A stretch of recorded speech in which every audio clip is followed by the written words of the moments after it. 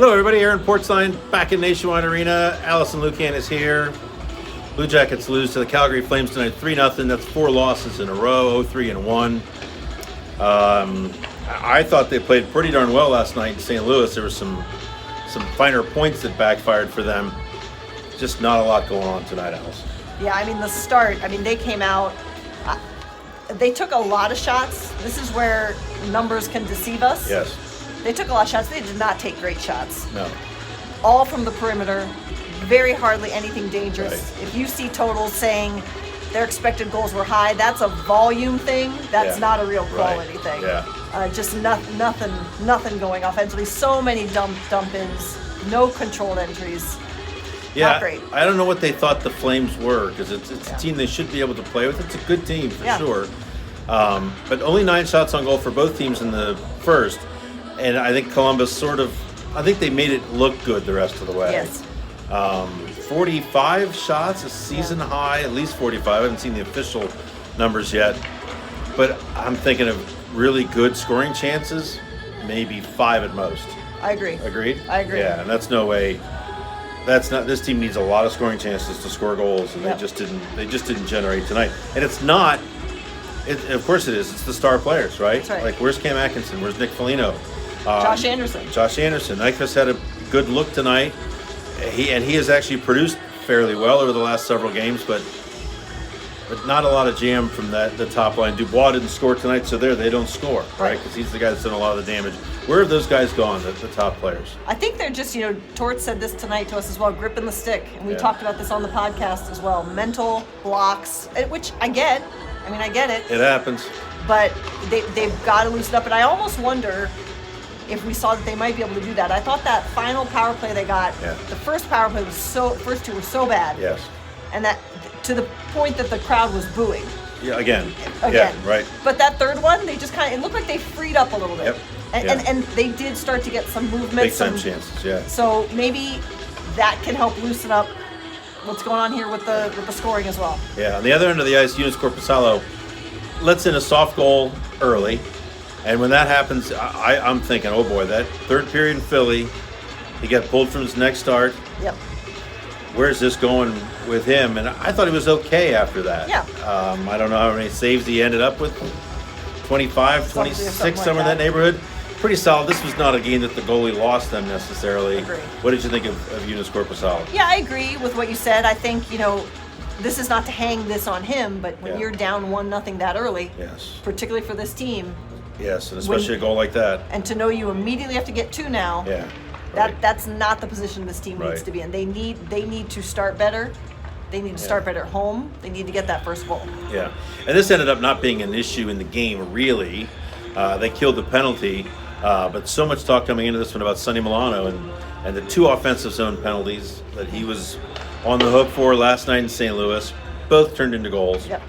They lose that game. It fuels the Blues to come back, and they win 4-3 in overtime. He took an offensive zone penalty again tonight. Late in the first period. Yep. Is benched the entire second period. And then John Tortorella, as he has done, I think, has shown incredible patience with the young man, this player. Yep. So far this year, just puts him right back out there to start the third. Yep. And it's interesting because not only does he keep him off the ice when they lose Sherwood for a little bit as well, so they're down a couple guys.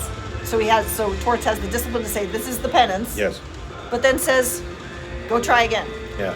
And it's funny, we joke sometimes about assumptions that are made about John Tortorella. Sure. And he comes by some of them. Yeah. But this is a coach who put this player back out after some pretty egregious mistakes. Yeah. And look, he needs Sonny Milano. He does. This is not like last year's team where where Milano's playing on the 4th line if he plays. They need him. The kid can score goals. The kid, he had a couple of chances tonight where you go, wow, I don't know who else on this team creates that chance. But he can't be give and take and take and take and then some give again. He has to be an NHL player. Yep. And so, you know what? He came back to him. He's got to come back to him. It'll be interesting to see where this goes. Like I said, they killed the penalty, so not really a huge issue in this, but it's been like a continuing story now for a while, and you wonder where that's going to go. You mentioned Cole Sherwood, the native of New Albany, came up today, played his 3rd NHL game.